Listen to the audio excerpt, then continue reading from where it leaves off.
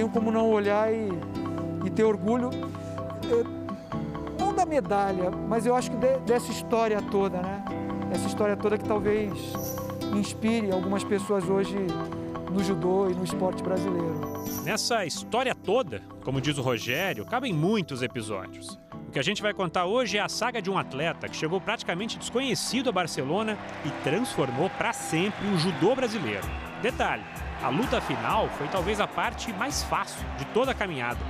6 segundos para o Brasil ser medalha de ouro em Barcelona. 3, 2, 1, o Brasil é ouro! O Brasil é medalha de ouro na Olimpíada de Barcelona!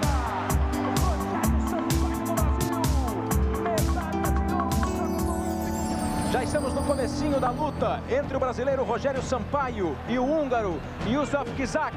A luta vale medalha de ouro na categoria meio leve do judô masculino até 65 quilos. Talvez tenha sido um dos adversários mais tranquilos para mim naqueles Jogos Olímpicos, né?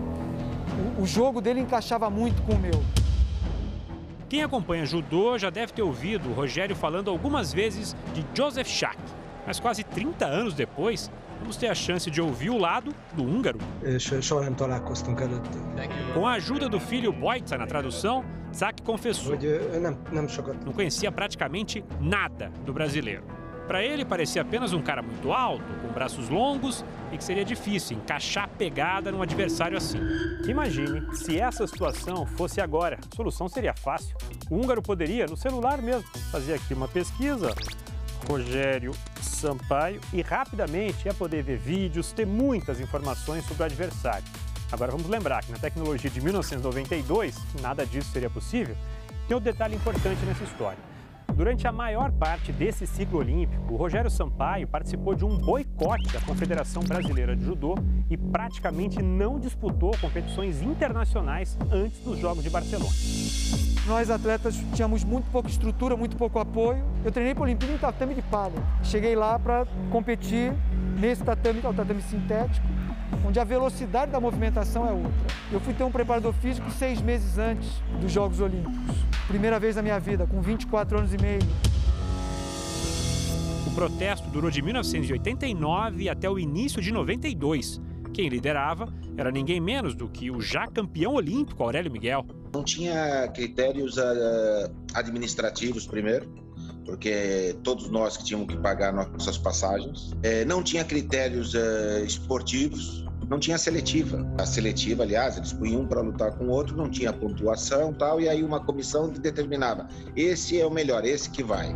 Era totalmente injusto. Isso fez com que eu não me confrontasse naquele período com os principais atletas da categoria. Eu estava perdendo um pouco o parâmetro do seu desenvolvimento, porque você não está segurando no kimono dos principais atletas do mundo. Ao mesmo tempo foi muito bom, né? Por quê? Porque a maioria dos meus adversários ou não lembrava de mim, ou não conhecia a minha técnica principal. Pois os 2 primeiros adversários em Barcelona foram rapidamente ou apresentados ao golpe preferido do Rogério Sampaio. O Osotogari era a minha técnica principal, uma técnica que eu desenvolvi com mais intensidade a partir dos 13, 14 anos. Eu tive uma época que eu fazia 1000 vezes por dia. Com 13 pontos, o brasileiro chegou ao seu grande momento naquela Olimpíada. O meu maior desafio foi a luta semifinal contra o alemão, Udo Kielmas, que era o atual campeão do mundo na época, né? Eu acredito que na época eu realmente não era ruim. E tô feliz por ter intimidado ele um pouco.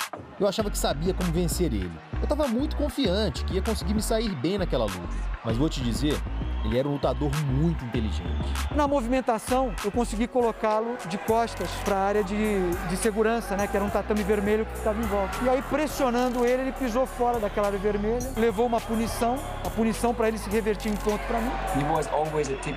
Ele estava sempre 1 segundo mais rápido do que eu. Não consegui impor a minha estratégia de luta. Eu tomei uma punição por falta de ataque, foi uma punição mais baixa que do alemão, e aí a luta teve sequência, eu consegui chegar no final, vencendo aquela luta por punições.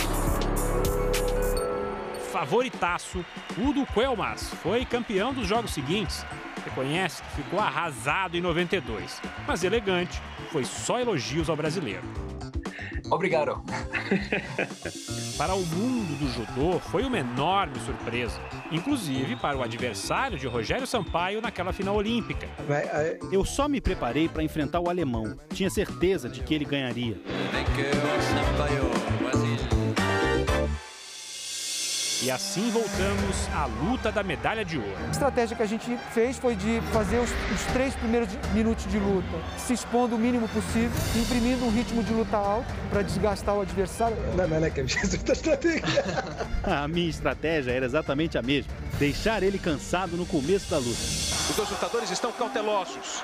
Isso no judô é o estudo da pegada. Veja o brasileiro na tentativa do golpe. Usou a perna esquerda. A luta parada, 2:18 para o final. Aí está o brasileiro. Exatamente quando o relógio marcou 3 minutos, eu consegui um ponto, que foi o Vasari, que é um ponto muito alto. E aí a vitória começou a se desenhar, né? Tenta o ataque o húngaro, vem para o contra-ataque o brasileiro.